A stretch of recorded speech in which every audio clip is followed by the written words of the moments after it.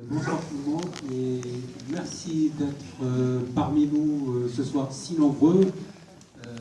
Il y a encore du monde à l'extérieur, malheureusement la capacité de l'auditorium ne peut pas, pour des raisons de sécurité, contenir plus de 439 personnes, donc là on est complet et on vous remercie chaleureusement et puis, encore une fois souhaite une très bonne année au nom de ce Jean qui est parmi nous là ce soir, président de l'Institut du monde arabe.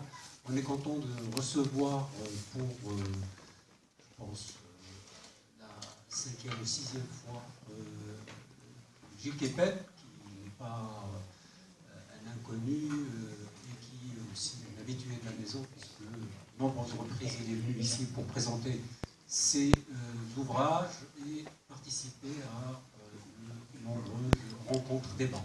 Donc, c'était dans le cadre d'un jeudi, on voulait organiser cette rencontre le 7 mai, hasard du calendrier, et aussi on l'a voulu avec Gilles pour cette date du 11, excusez-moi, pour cette date du 11 janvier, qui est une date hautement symbolique, rebondir sur ce qui s'est passé depuis un an, et l'occasion nous est offerte à travers donc, son livre, déjà un succès de librairie, si je peux dire. Je lui laisserai le soin donc parler un peu du tirage, du nombre de livres, et pour aussi réfléchir ensemble, puisqu'il y aura une séquence d'échange avec lui, avec le co-auteur Antoine Jardin, sur tout ce qui s'est passé, sur la genèse même du djihadisme en France et ailleurs. Voilà, avant de passer le micro aux deux animateurs qui sont des chercheurs journalistes, Abdelrahim Hafidi qui anime l'émission Islam sur France 2 et Antoine Mercier qui est journaliste à France Culture.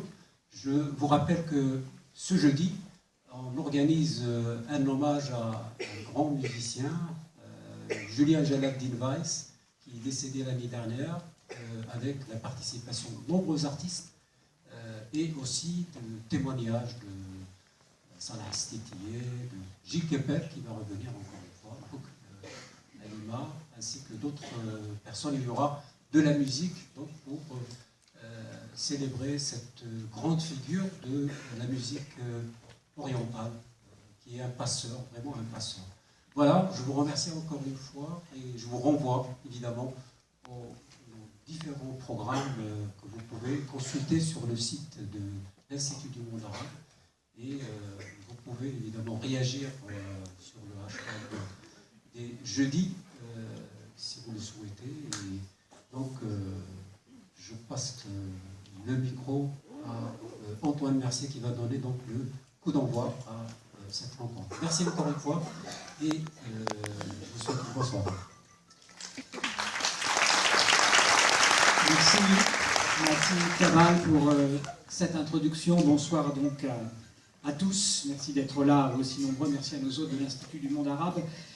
Dans les vœux que les Français s'échangent en ce moment les uns aux autres, on retrouve, vous l'avez sans doute remarqué, très souvent cette phrase que la nouvelle année soit meilleure que celle que nous venons de quitter, puissions-nous en 2009 laisser 2015 loin derrière nous. Et pour la plupart d'entre nous, il faut bien dire que c'est un vœu qui est un peu un vœu, si vous me permettez l'expression, un vœu pieux, même s'il est souvent émis par des consciences laïques. Personne ne croit en effet que le mal du terrorisme soit derrière nous. Les raisons qui l'ont fait émerger, quelles qu'elles soient, n'ont évidemment pas disparu au tournant de l'année. Et de l'avis des experts, comme d'ailleurs dans le sentiment général, il est malheureusement probable que 2016 connaisse d'autres épisodes en France ou ailleurs de cette nature. Si nous avons une chance de vouloir toutefois sortir de cette terrible confrontation, tout le monde en est également d'accord, il faut du temps long, il faut de la compréhension profonde de ce qui nous arrive, car ce qui nous arrive ne vient pas d'hier, ne vient pas de l'État islamique et pourrait évidemment se poursuivre encore plus tard, peut-être même sous d'autres formes. C'est pourquoi votre travail, Gilles Kepel, est si important aujourd'hui, et c'est pourquoi le dernier livre que vous venez de publier en collaboration avec Antoine Jardin, que je salue également, rencontre un tel écho dans la classe intellectuelle, mais aussi dans le grand public. Mati Kamal parlait de ce succès de librairie que vous connaissez, Terreur dans l'Hexagone, jeunesse du djihad français. Il remonte donc les généalogies, il tisse les fils des croyances avec ceux des faits sociaux, et ça nous éclaire sur le phénomène, ça nous aide à prendre sa véritable ampleur. C'est pourquoi donc on est très heureux de vous entendre ce soir, Gilles Kepel et Antoine Jardin, et pour vous interroger à mes côtés, peut-être pour discuter certaines de vos thèses aussi. Je suis donc avec Abderrahim Rafidi, qui est politologue, professeur à l'université et producteur et animateur de l'émission L'Islam sur France 2. Alors, des formations professionnelles peut-être oblige. Gilles Kepel, je voudrais commencer par cette date du 11 janvier, un an après cette grande manifestation républicaine que nous avons connue dans les rues de Paris. Un an après, ces commémorations que nous avons connues la semaine dernière et encore hier semblent ne pas avoir eu un écho important. On a parfois parlé de commémoration ratée, comme si quelque chose ne s'était pas produit. Ce n'est pas forcément évidemment le signe que l'événement n'est plus là ou n'a pas frappé, mais le motif à manifester, l'incitation à manifester n'était pas là.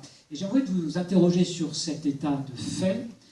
Comment comprenez-vous, expliquez-vous qu'un an après, il n'y ait pas eu cette même mobilisation autour de l'anniversaire des attentats de janvier 2015. Gilles Kepel.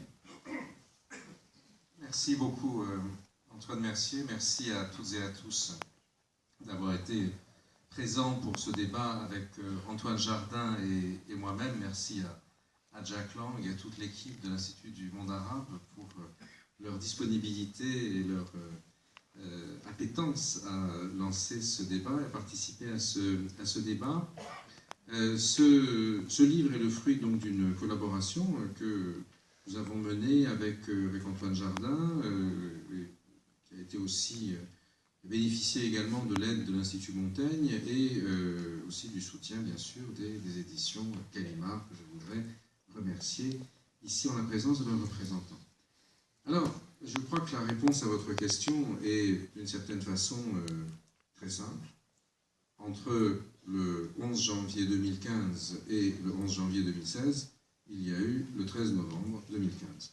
Je veux dire par là que tout ce qui avait été préparé pour penser une sorte de commémoration qui manifeste que ce qui s'était passé l'année dernière, finalement, faisait une sorte de tout, puisqu'on a eu les attaques contre Charlie Hebdo le 7 janvier, puis l'assassinat du policier Ahmed Brabet par les frères Kouachi pendant leur fuite, le lendemain de l'assassinat de la policière Clarissa Jean-Baptiste, et finalement le 9, la prise d'otage à Hypercacher par Amédi Koulibaly, suivi de la liquidation des 3 terroristes, puis la grande manifestation, la plus grande manifestation de l'histoire de France le 11 janvier, la participation de nombreux chefs d'État et de gouvernements étrangers, et en même temps, ce clivage curieux selon lequel, d'un côté, la société avait été descendue tout entière dans la rue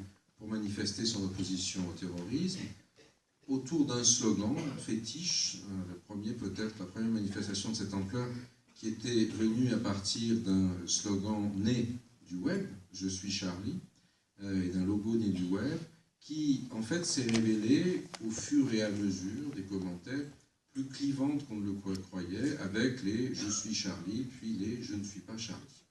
Ça a nourri le débat pendant l'année, il y a eu un certain nombre de livres controversés sur ce sujet.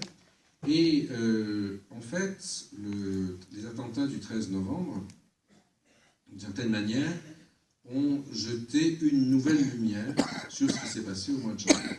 C'est-à-dire qu'ils ont montré en fait, quelle était la réalité du type d'offensive que Daesh ou l'État islamique, ce que j'appelle dans le livre le djihadisme 3G, le djihadisme de 3e génération, quel était le type de défi qu'ils posaient à la société française. Et je crois qu'ils ont inscrit ces événements dans une continuité, dans une temporalité plus longue et plus complexe que la simple commémoration du 11 janvier aurait pu, d'une certaine manière, clore. Et bien sûr, le 11 janvier, comme manifestation qui aurait été une sorte de purgation des attaques qui ont eu lieu, n'a plus de sens à partir du moment où il y a eu une autre attaque. Vous voyez, on aurait commémoré la mémoire des victimes simplement réfléchi sur l'attaque. Mais au fond, la manifestation du 11 janvier, un an après, parce qu'il y a eu le 13 novembre entre-temps, ne peut plus apparaître comme une réponse efficiente. Je crois qu'il y a ça qui a été présent dans l'esprit d'un certain nombre de personnes, sans parler du fait que certains ont considéré que, au fond, cette commémoration s'inscrivait aujourd'hui dans les calculs politiques des uns et des autres et ils ne voulaient pas y participer. Mais il me semble plutôt qu'il y a deux types de réactions. Il y a à la fois cette espèce de mise à distance de ce qui s'est passé il y a un an, et puis il y a aussi une très forte volonté de comprendre, d'analyser sur la longue période. Et j'étais moi-même place de la République hier, parce que j'avais participé à une émission de télévision. Effectivement, les hommes politiques, les médias s'attendaient à ce que la place soit noire de monde. Je pense qu'il y avait un peu plus de gens que dans cette salle, mais à peine. Et donc, je crois que c'est assez significatif de la réflexion qui s'est engagée sur 2015, qui ne se satisfait pas finalement de slogan. Et ce que vous disiez tout à l'heure, quant aux vœux qui sont échangés, que 2016 soit meilleur que 2015, c'est une réflexion que j'ai entendue non seulement sous cette forme ces derniers jours, mais aussi parce que, au fond, c'est en ce sens que ce livre que nous avons écrit avec Antoine n'est pas un livre pessimiste, contrairement à ce qu'ont dit certains commentateurs. C'est un livre factuel, c'est un livre qui analyse, qui met en perspective, qui essaye de restituer une pluralité de causes que nous avons tenté de commencer à hiérarchiser sans avoir du tout la prétention d'avoir mis un point final à cela, mais qui, je pense, nous permet d'aborder l'année 2016 en étant, j'espère, mieux informés et surtout en réfléchissant sur la façon dont il est opportun de transformer notre société, et notamment dans son rapport aux politiques, à la classe politique, pour sécréter effectivement les anticorps au terrorisme qui s'est manifesté en 2015. Car le terrorisme de 2015, c'est le produit à la fois des transformations de la mouvance djihadiste, l'arrivée de la troisième génération, c'est aussi le moment où cette mouvance djihadiste percole avec des transformations propres à l'histoire de l'islam de France, il y a une partie d'entre elles, et je crois que, justement, c'est révélateur aussi, par-delà les questions djihadistes ou autres, d'un malaise assez profond à l'intérieur de la société d'aujourd'hui. Et je crois qu'il y a le désir, aussi le fait, peut-être, que la commémoration ait été finalement relativement peu suivie, ce qu'il me semble que nos compatriotes sont aujourd'hui préoccupés davantage par ce qu'ils vont faire que par un regard vers le passé qui est simplement commémoratif ne les intéresse pas. J'étais en train de lire votre livre, effectivement, Gilles Kepel, plutôt que de venir à la place de la République. On va revenir évidemment sur les thèses que vous avez effleurées, juste dans cette introduction. Je vais donner la parole à Abderrahim Rachidi, qui veut parler d'abord peut-être du titre du livre, Terreur dans l'Hexagone. Abderrahim. Oui, bonsoir. Bonsoir à tous. Bonsoir à Gilles Kepel. Bonsoir Antoine. Et bonsoir Antoine. Deux Antoine pour un. Ce soir. D'abord, je voudrais invoquer à propos de ce livre Albert Camus. Il avait l'habitude de répéter toujours « Mal nommer les choses, c'est en rajouter au malheur du monde ». Or, précisément, mal nommer, ou plutôt nommer les choses, je voudrais poser deux questions. Premièrement, sur le titre lui-même. Je savais qu'il existait un très beau film d'Henri Verneuil avec Belmondo qui s'appelle Peur sur la ville. Excellent film. Là, nous avons Terreur sur l'Hexagone. Dans l'Hexagone, en plus. En tout cas, Terreur sur la ville aussi. Il s'agit de Paris et de Saint-Denis. J'aimerais tout simplement vous demander qu'est-ce que vous pensez de ce titre. Il y a toujours des choses légères qui peuvent exprimer des choses lourdes. Il y a des choses lourdes qui sont exprimées parfois par des titres légers. Ce titre-là est-il, je dirais, l'annonciation de quelque chose? Parce que le titre est quand même la devanture à partir de laquelle on aborde un écrit, même si ce titre évidemment est parlant. Ça, c'est ma première question. Toujours dans le registre de l'identification, de nommer, c'est beaucoup plus profond, beaucoup plus sérieux dans le livre. C'est que je ne sais pas à un moment donné, en tout cas, je ne sais pas, mais j'attends évidemment la réponse, la précision, c'est que cette génération dont vous parlez dans le livre, elle est, je dirais, elle rythme tout le livre avec des appellations différentes. C'est-à-dire, on fait partie de la génération postcoloniale, on arrive à la Beur génération, puis ensuite les jeunes musulmans de France, ensuite une génération, l'ethno-génération, pour reparler des jeunes de la banlieue. Il est vrai que cette multitude d'appellations pose la question de qui parle-t-on? Et comment peut-on parler d'un sujet lorsque nous le déclinons sur plusieurs identités? Je crois que la question de l'identité, d'abord, il s'agit de comment les nommer pour savoir qu'est-ce qu'ils sont devenus. Alors, Gilles Kepel, explication sur ces deux questions. Sur le titre, peut-être d'abord, comme l'éditeur est dans la salle, vous n'allez pas pouvoir me défausser sur lui. Non, pas du tout, pas du tout. Je remercie Abdelrahim Hafidi, qui a été autrefois mon étudiant, donc je vois qu'il a gardé de son maître, de son ancien maître, la pugnacité nécessaire. Je l'en félicite, car c'est ça la transmission. Je vais peut-être répondre sur le titre dans un premier temps, puis peut-être Antoine, si vous voulez parler aussi, non pas que je ne veuille pas répondre des générations, je le contraire, mais peut-être aussi ce serait intéressant d'avoir si vous le souhaitez, votre point de vue là-dessus. Comment faut-il nommer ce phénomène?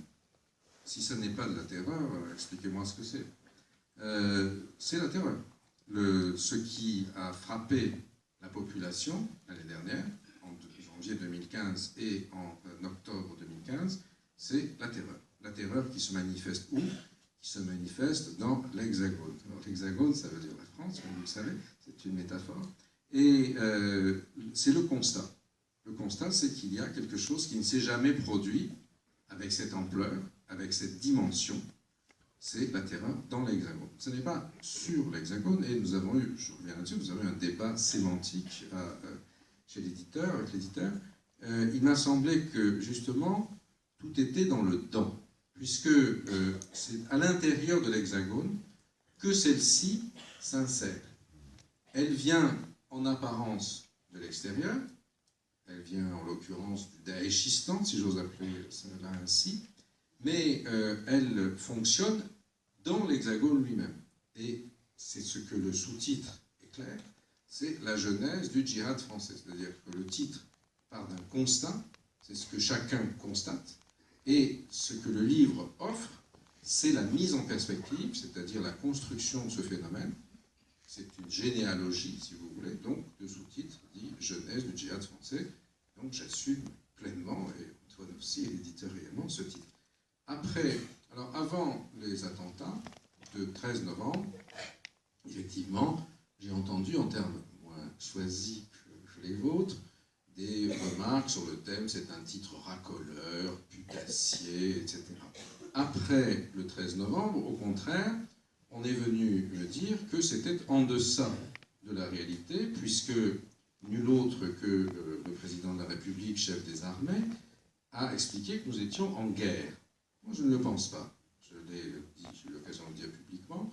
Ce n'est pas la guerre. La France est peut-être en guerre au Levant. Effectivement, nous déployons des moyens militaires, des avions, etc. À l'intérieur de la société française, nous ne sommes pas en guerre. En revanche, nous avons à faire face à un phénomène qui est un phénomène de terreur. Et comment réagir à la terreur? Comment la penser d'abord? Et c'est l'objet de ce livre. La penser, la construire, comprendre qu'est-ce qui a fait qu'elle a émergé, et ensuite à traiter. Et c'est en ce sens que le livre n'est en rien un livre pessimiste et désespéré. Au contraire, il essaye de montrer, à partir d'un certain nombre de points de vue, que ce phénomène a des causes, un certain nombre de causes, qu'on a essayé de cerner précisément avec Antoine Jardin, chacun à partir de sa spécialité, et que, à partir du moment où on peut rationaliser la terreur, c'est-à-dire une peur, c'est-à-dire une angoisse très profonde de nos concitoyens, et pas seulement de nos concitoyens, on peut, à mon sens, la surmonter et la traiter. Alors, dans ce qui me concerne, j'ai surtout focalisé mon travail sur ce qui m'était le plus familier, c'est-à-dire des causes, j'en ai dit un petit mot à l'instant, qui traitaient des diverses générations du djihadisme et des diverses générations de l'islam de France, en étant très attentif à la chronologie, justement, à mon avis. Mais peut-être est-ce que Antoine Jardin pourrait vous en dire davantage sur le type de causalité qu'il a lui-même identifié, et c'est-à-dire sur le contexte et la question des quartiers populaires. Peut-être la question sur la domination, d'abord, Antoine Jardin, si vous voulez bien, de ces phénomènes, comme l'a dit tout à l'heure. Merci beaucoup. Sur la question de la domination, je crois que l'usage du mot terreur fait directement écho à la question du terrorisme, qui est quand même la particularité du phénomène tel qu'il s'est manifesté dans le courant de l'année 2015, par distinction avec des courants idéologiques sympathisants qui avaient pu exister jusqu'à maintenant, mais qui n'avaient pas basculé de façon aussi massive et de façon aussi manifeste dans la violence terroriste. Ce dont on s'est rendu compte au cours de l'année 2015, c'est qu'il y avait eu en fait des précédents qui n'avaient pas été interprétés à juste titre comme des actes stratégiquement et véritablement terroristes. On peut penser aux attentats commis par Mohamed Merah, mais également aux attentats de Médine Mouche, au musée juif de Bruxelles. Donc on a sans doute eu une période de cécité entre 2012 et 2015 que le livre et que le titre vient remettre en lumière et en visibilité pour mieux comprendre le fait que ce qui se passe en 2015 n'est pas un coup de tonnerre dans un ciel serein, mais plutôt la conséquence d'une évolution de long terme. Cette évolution de long terme, c'est elle qui vient appeler la notion de génération. La notion de génération, elle fait écho à des évolutions sociales, des évolutions idéologiques, religieuses, politiques qui sont profondes et qui prennent du temps à s'organiser.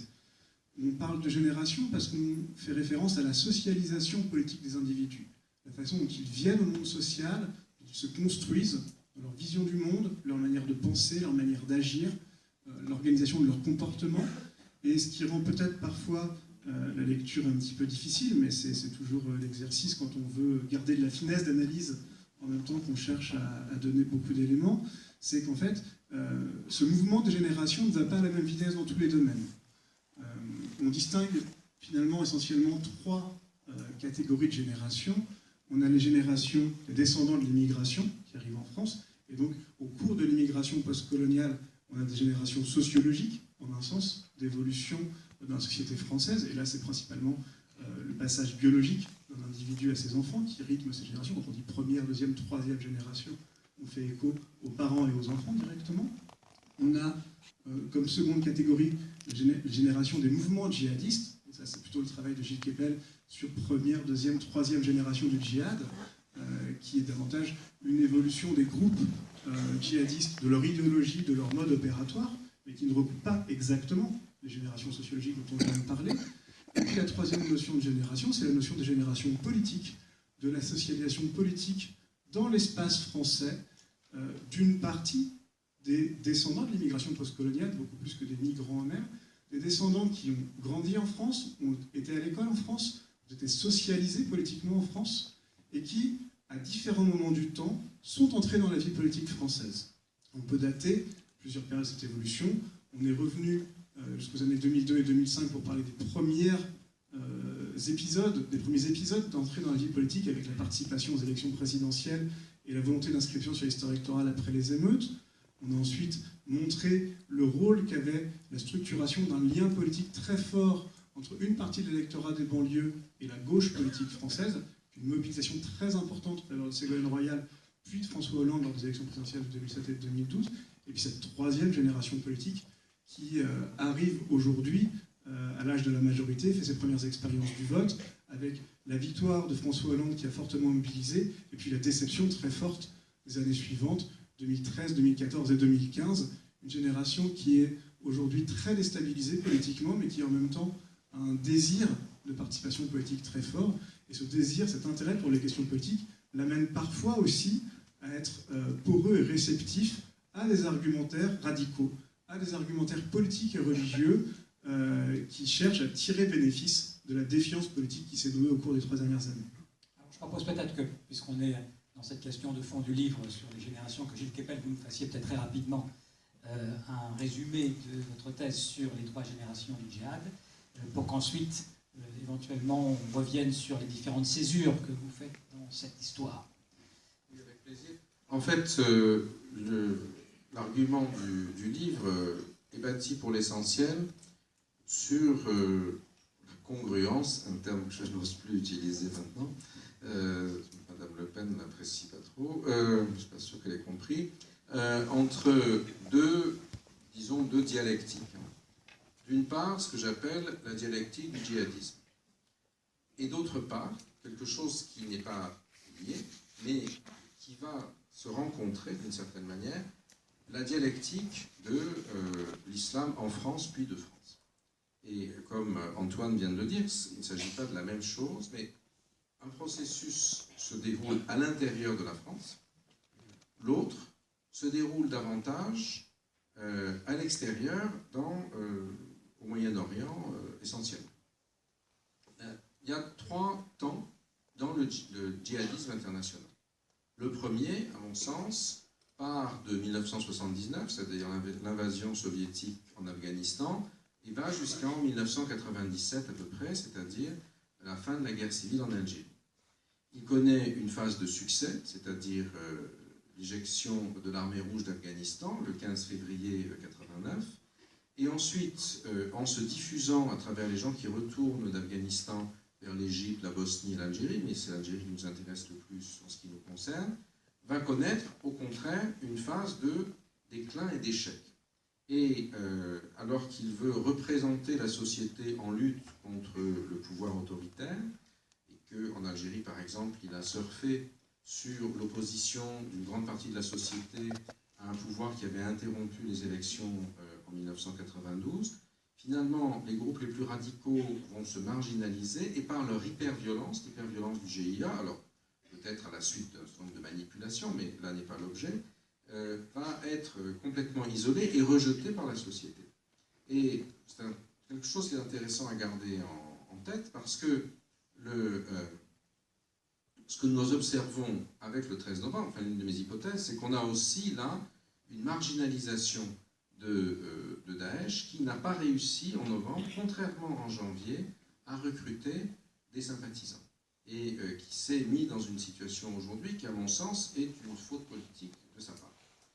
Deuxième génération djihadiste, celle qui va de 97-98 à 2005 et au-delà, qui se prolonge un peu, mais dont le grand moment est celui-là, celle d'Al-Qaïda. La première visait l'ennemi proche, en arabe al-Adou al-Qarib, c'est-à-dire les gens sur les dirigeants afghans, algériens, égyptiens, etc. Ça n'a pas été possible, la société a eu peur, selon des analystes de deuxième génération, de les attaquer, et donc il faut attaquer leur maître, c'est-à-dire l'Amérique, ce sera l'Adou el-Baïd, l'ennemi lointain, et ce sera le 11 septembre, l'attaque sur New York et Washington, qui sidère l'ennemi, qui qui capte tout l'intérêt des télévisions, mais qui n'arrive pas à mobiliser. Et donc cette troisième génération, qui tire elle aussi les leçons de la deuxième, c'est la seconde tire la leçon de la première, change un peu l'organisation, c'est un peu l'affirmation, la négation et la négation de négation, si vous voulez, c'est un processus quasiment hegelien, l'Auvrebon, le dépassement, c'est celle qui voit le jour en 2005, quand en janvier 2005, un idéologue syrien formé en France en partie, vivant en Espagne puis en Angleterre, donc il a une connaissance de l'Europe, poste, comme on dit maintenant, en ligne, un ouvrage volumineux de 1600 pages qui s'appelle en arabe donc l'appel à la résistance islamique mondiale et prône de faire des jeunes européens, soit originaires du Maghreb d'ailleurs, ou des jeunes convertis, les activistes principaux d'un djihadisme qui cible d'abord l'Europe, ventre mou de l'Occident, qui a pour objectif de commettre des attentats exactement ceux de janvier, sur le mode d'emploi et dedans, 10 ans avant, viser des intellectuels entre guillemets islamophobes, des musulmans entre guillemets apostats, des juifs, tous individus dont le sang est halal, selon eux, et qui ont pour but de faire imploser les sociétés, de créer en réaction des pogroms ou des ratonnades, puis une guerre d'enclave et la guerre civile. Ça, c'est la vision qui se développe des soins. Elle n'est pas prise au sérieux en 2005, mais janvier 2005, c'est le mois qui précède février 2005, c'est-à-dire la déclaration de YouTube au registre du commerce de Californie. Et c'est ça qui va permettre le développement extraordinaire, ensuite à travers les réseaux sociaux, Facebook, Twitter, etc., de ce djihadisme réticulaire, par le réseau, si vous voulez, par le bas, où on essaim, comme les seins d'abeilles, à la différence du djihadisme pyramidal qui était celui de Ben Laden, qui donnait les ordres, payait les billets d'avion, les cours de pilotage, etc. Donc, ce djihadisme troisième génération, c'est celui-là qui, aujourd'hui, nous concerne. C'est celui qui nous frappe. Il est très important de comprendre sa genèse, de comprendre d'où il vient, comment il a été fait. On a le modèle théorique qui est idéologique, qui se déploie en 2005. Alors, ça n'est pas du tout quelque chose de nouveau. Moi-même, je l'avais traduit en partie dans un autre livre qui portait déjà le titre, le mot terreur dans son titre, pour Abdelrahim, Terreur et martyrs, publié en 2008, qui n'avait pas reçu beaucoup d'attention, et où j'avais traduit une partie des textes de Souris, qui avait été ailleurs traduit aussi par un collègue norvégien. Mais les services d'enseignement n'y croyaient pas, parce qu'ils ne voyaient pas ce terrorisme de pauvres, de minables, qui passait sous leur radar. Ils pensaient même que ça allait faire imploser le modèle Ben Laden. Et donc il y a les réseaux sociaux qui vont permettre sa diffusion extraordinaire. Il y a aussi l'incubateur carcéral, auquel je consacre de nombreuses pages dans le livre. Et enfin, il y a ce phénomène que Souris n'avait pas pu prévoir en 2005, qui est la décomposition des révolutions arabes, qui va permettre d'avoir un lieu de formation et un objet de fixation près du territoire européen, à portée de camping-car ou d'un billet de charter, via Istanbul, c'est-à-dire la Syrie, la Libye, le Yémen. Et ça, c'est la dialectique du djihadisme. C'est les trois moments du djihadisme.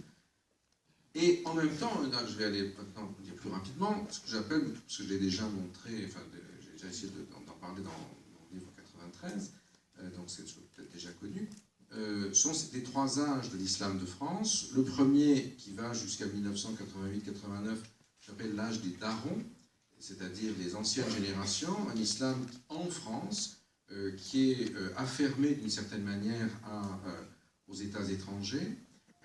À partir de 1989, 89, la réélection de François Mitterrand, jusqu'en 2005, les émeutes, la commission Stasi 2004, les émeutes 2005, un deuxième âge, une deuxième génération, qui est celle qui sera dominée par les frères musulmans du OIF, avec l'émergence du CORIF, du CFCM, d'instances qui se veulent représentatives de l'islam de France, en l'absence véritablement de représentation politique des populations concernées, qui sont encore marginalement inscrites sur les listes électorales à ce moment-là, très peu présentes dans les instances élues de la République.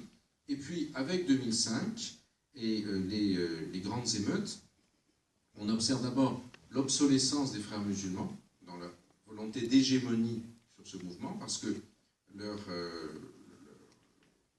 volonté de représenter une communauté et de s'en faire le porte-parole politique ne fonctionne pas, et ils se font bousculer par une nouvelle génération qui émerge sur la scène politique à partir de 2005. Celle-ci est caractérisée, entre autres, Antoine Jardin vient de le rappeler, par le fait que l'inscription massive sur les listes électorales, la présentation de nombreux candidats, par exemple législative de 2012, j'avais consacré le livre Passion française, que j'ai eu l'occasion de présenter ici déjà, et cela, si vous voulez, pallie cette espèce de défaut de représentation qu'il y avait et que tentaient de remplacer les instances confessionnelles comme le CFCM, etc. Mais en même temps, cette génération qui est celle des enfants des darons, alors que les frères musulmans, pour la plupart, c'était des blédards, des gens qui venaient du bled, cette génération des enfants des darons, elle, à la fois à un bout du spectre, à tous ceux qui jouent le jeu, qui s'intègrent dans le système, politiquement et autres, et à l'autre bout du spectre, il y a un mouvement de rupture culturelle avec les valeurs des sociétés occidentales et françaises en général, qu'on appelle le salafisme, qui, contrairement aux frères musulmans, ne sont pas intéressés par la participation aux jeux politiques, fût sur une base religieuse, mais avec la rupture en valeurs. Il n'y a pas de démocratie, car c'est la souveraineté de Dieu qui prime, il n'y a pas de liberté, car c'est la prédestination qui prime, il n'y a pas d'égalité homme-femme, parce que les textes sacrés tels qu'ils les interprètent mettent l'homme sous mettent la femme, pardon, au-dessous de la volonté de l'homme. Oui, peut-être, ça dépend de l'interprétation. Et c'est peut-être la mienne, finalement. Et donc,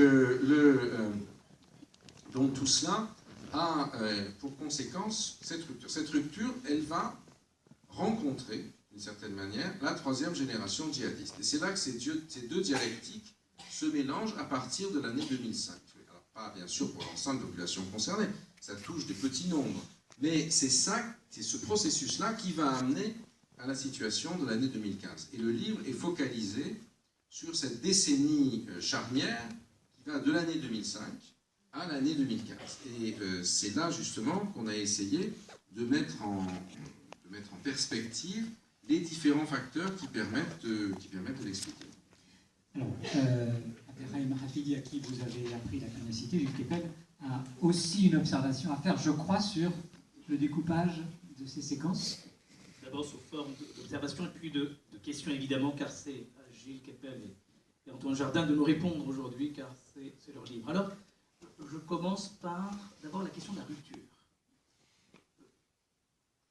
Je ne suis pas très loin, voire même, je suis même très proche, d'adhérer à l'analyse que fait Gilles Kepel sur cette généalogie des générations qui vont évoluer. Alors, avec deux remarques. D'abord, cette génération qui a évolué, ces générations qui ont évolué, ils n'ont pas évolué dans une stratosphère ni dans un nommation. Ils ont évolué dans un espace et dans un temps français. Il faut nommer quand même le lieu. Ils sont le produit non pas du bled, pour reprendre un peu cette terminologie du blédard, qui n'est pas très propre d'ailleurs.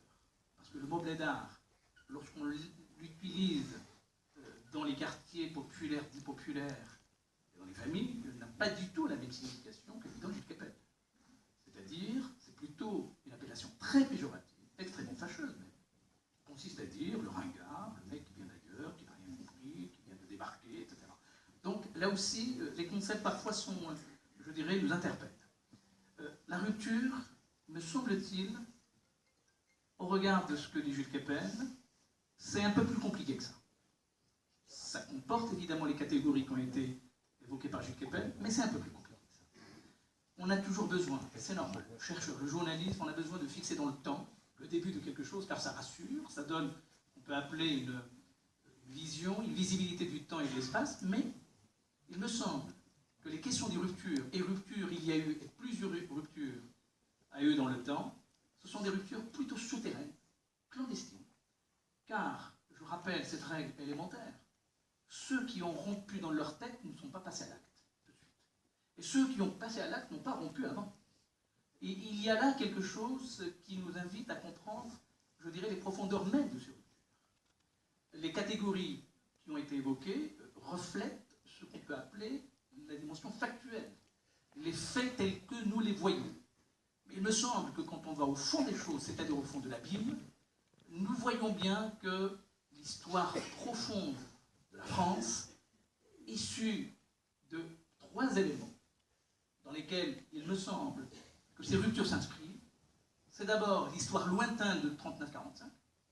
On est là dans le combat contre le racisme, la xénophobie et contre l'antisémitisme, qui est devenu un marqueur culturel, intellectuel de la France.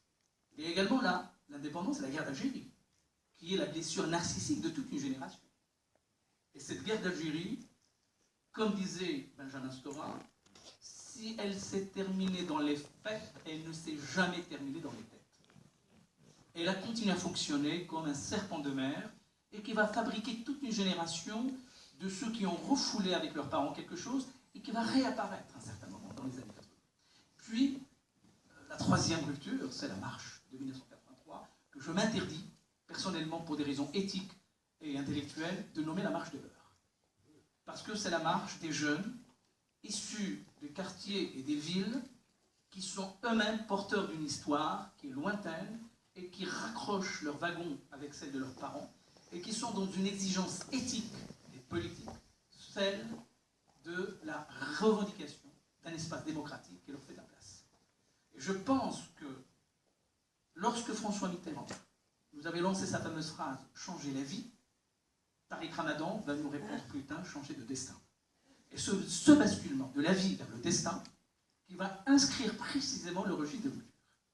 Et là, nous sommes dans des ruptures souterraines, dans des ruptures qui sont beaucoup plus complexes que ça. Alors j'aimerais avoir l'avis de Gilles Kepel et d'Antoine Jardin sur comment ils ont repéré ces ruptures, cela a été dit, et comment ils intègrent dans leur logiciel intellectuel de ce livre les questions des ruptures souterraines qui ont eu lieu bien avant et qui seront des marqueurs importants dans la transformation de ces générations vers le passage à l'acte dont nous sommes les témoins. Peut-être qu'Antoine Jardin peut répondre d'abord parce qu'effectivement, on a surtout parlé de ce qui se passait en France, sur cette notion de rupture, la phénoménologie des événements plutôt que leur introspection.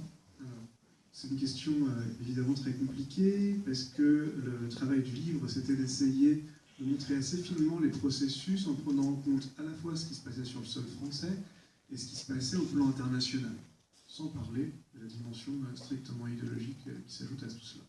Donc on avait déjà 3 fils à suivre en même temps, à travers différents terrains sur plus d'une dizaine d'années, et j'ai envie de dire que le travail qui consisterait à revenir sur les causes encore plus anciennes, avec un travail d'historien pratiquement de cette construction, est très intéressant, mais qui dépassait un peu le spectre de ce qui était faisable un travail à 2 personnes sur une durée, somme toute, relativement limitée, finalement, de quelques années.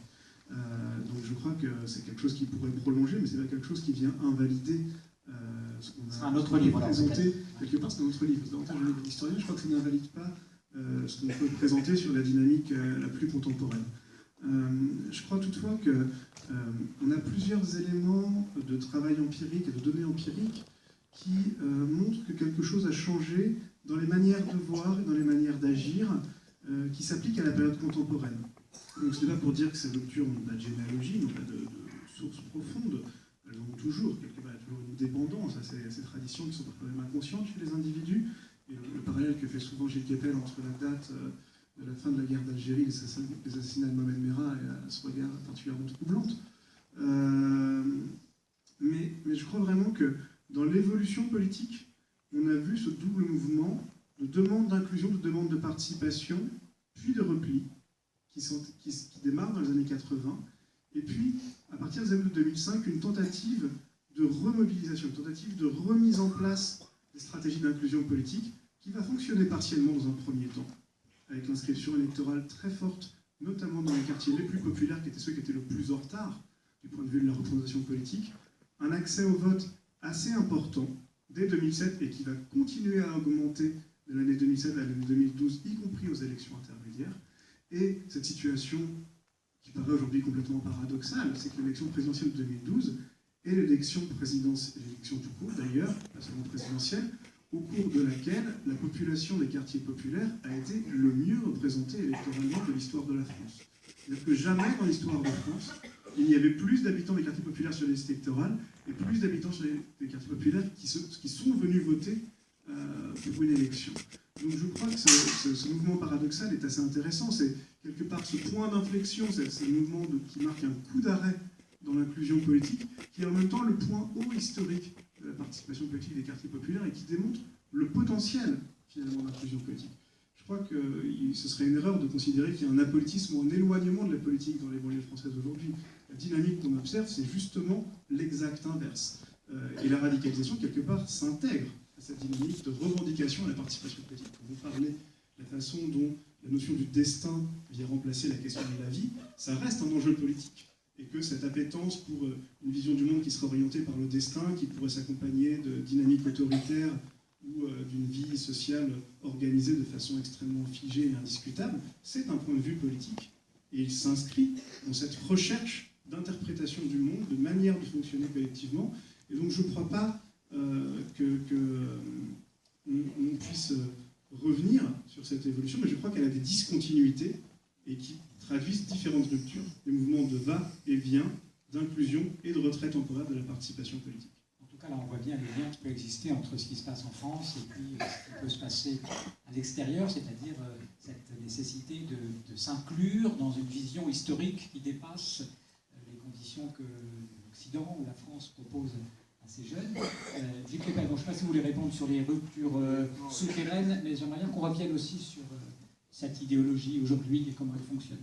Bien sûr, notamment sur les ruptures et les continuités, le temps long et le temps moyennement long ou le temps court. Je reprends deux des arguments de Rahim Hafidi. Le premier, le lien entre la marche de 1983, dont vous ne souhaitez pas appeler la marche des beurs, et 2005. Une des hypothèses du livre, c'est que 2005, c'est donc 22 ans après, c'est-à-dire une génération après, une sorte de rémanence de ce à quoi cette marche n'a pas abouti. Cette marche manifeste, j'ai utilisé ce terme, vous avez repris tout à l'heure, l'émergence d'une ethno-génération nouvelle sur le territoire français. On est 20 ans après la guerre d'Algérie, 20 ans, d'une certaine manière. Les gens, dont un certain nombre sont nés, ou en tout cas ont été éduqués en France, et qui constituent un groupe à l'identité nouvelle. Alors, le syntagme beurre en verlan à l'époque a été fabriqué, chacun le sait, sur la Arabeux se dit dans le quartier Rebeu, avec la réduction au E qui est très significatif du parler berbère. Rebeu est retourné en beurre, et beurre est utilisé par un certain nombre des acteurs, et ensuite sera trivialisé par la presse, les journalistes, etc. Et d'une certaine manière, une des raisons pour lesquelles le terme n'est plus utilisé aujourd'hui, beurre, beurrette, ensuite avec des fantasmatiques parfois différentes, mais parce qu'en fait le mouvement a échoué. C'est aussi pour ça que le terme a été, à mon sens, évacué. Mais on peut appeler la marche pour l'égalité et contre le racisme. Il y en a eu des milliers à travers le monde de marches pour l'égalité et contre le racisme. Pourquoi il me semble que, même si le terme ne plaît plus, il reste utilisable, c'est pour montrer la singularité de ce phénomène. Et je ne reviens pas sur on n'a pas le temps d'en parler, sur les conditions de son échec, c'est-à-dire de la non-inclusion dans les partis et dans le système politique de ceux qui avaient marché et qui était leur demande. Et d'une certaine manière, les émeutes de 2005, alors qu'on peut aussi refuser d'appeler émeutes, à Clichy-Montfermeil, il y a un certain nombre d'acteurs, dont Mohamed Meshmash, le patron d'Assez-Feu, a souhaité les renommer révoltes sociales, parce qu'il les inscrivait dans sa propre démarche idéologique ou politique, mais on peut les appeler émeutes aussi. Et à la suite de cela, le mouvement est suffisamment fort pour se traduire en inscription sur les listes électorales et en entrée en politique. Donc là, on voit bien comment, sur 20 ans, cette fois-ci, plus long que les 10 années charnières de 2005, on a ce souvenir, ces continuités qui se font. Deuxième élément auquel j'ai été sensible, il m'a semblé que la marche de 1983 avait une importance particulière, car elle était principalement, pas exclusivement, mais principalement portée par des gens issus de l'immigration algérienne. Quelque chose qui m'a frappé, et qui notamment, quand on a interrogé les candidats aux élections de 2012, aux législatives de 2012, issus justement de familles algériennes, toutes sortes de problèmes se posaient. C'est-à-dire, comment est-ce que des gens dont les parents avaient combattu pour ne plus être français, avaient acheté des armes, acheminé des armes pour ne plus être français, désormais souhaitaient incarner la souveraineté du peuple français à travers les élections. Il y en a des réponses très intéressantes sur ce changement de la mentalité, cette évolution, sur la construction de ce mixte franco-algérien qui ne ressemble pas tellement finalement à ce que les élites politiques voulaient construire. Et donc, il me semble qu'il y a quelque chose évidemment de très important dans le rapport non seulement à l'Algérie, mais à ce passé de la France qui est l'Empire. Et ce disant, je ne suis pas en train de dire qu'il faut faire soit de la repentance pour l'Empire, ni d'exprimer le rôle positif de la colonisation. Il ne s'agit pas de tenir un propos normatif d'un côté ou de l'autre, mais de considérer, je crois que c'est très important, que la France d'aujourd'hui est aussi très largement l'héritière de ce qu'a été l'Empire colonial. Et comme un fait, je ne parle pas du colonialisme, qui est une autre notion, mais de l'Empire colonial, fait que les populations qui sont ici pour partie ce soir sont les héritières de ce mixte qui s'est construit de manière très complexe et dans lequel il y a un immense refoulé. C'était ce que je disais aussi à sa manière, la citation de Benjamin Stora que vous avez mentionné tout à l'heure. J'ai été très frappé à la fois par la marche qui c'est une sorte de procession à travers les quartiers d'une sorte, si je puis dire, de France algérienne qui se substitue à ce que n'était plus l'Algérie française. Alors, quand j'ai écrit ça, ça a suscité de l'indignation, mais il ne s'agissait pas du tout pour moi j'ai une norme. Abdelmalek Sayad, que personne ne contestera ici, parlait justement de la constitution d'une colonie algérienne de France, au sens ancien de la colonie. Et ce qui m'a beaucoup frappé avec l'affaire Mera, c'est justement que Mera tue les enfants juifs de l'école Ozar à Torah à Toulouse le 19 mars 2012. C'est dans le temps bref, c'est le début de la campagne présidentielle qui aboutira à l'échec de Nicolas Sarkozy et au fait que, selon les institutions d'âge, entre 80 et 90% des électeurs qui se définissent comme musulmans disent avoir voté pour Hollande ou peut-être contre Sarkozy. Et c'est tout le chapitre d'Antoine Jardin sur Corps en trompe-l'œil de François Hollande en 2012 dans ces quartiers. Mais c'est également, jour pour jour, le 50e anniversaire de la mise en œuvre de l'armistice, cessez-le-feu, de la guerre d'Algérie. Alors, il est possible que Mera n'en ait même pas eu conscience véritablement. Son niveau culturel n'était pas très élevé. De même que la plupart des djihadistes qui agissent aujourd'hui, Koulibaly, Kouachi, Abaoud et autres, n'ont probablement jamais lu Abou Moussab el-Souri. Et peut-être même n'en ont jamais entendu parler. Et ça n'a aucune importance parce que, à l'ère des tweets et de Facebook, ce n'est pas le contenu ou la source qui compte, c'est la garantie de celui qui vous l'a envoyé, d'une certaine façon. C'est ainsi que se construit la conviction et le savoir, et non plus dans une logique qui remonte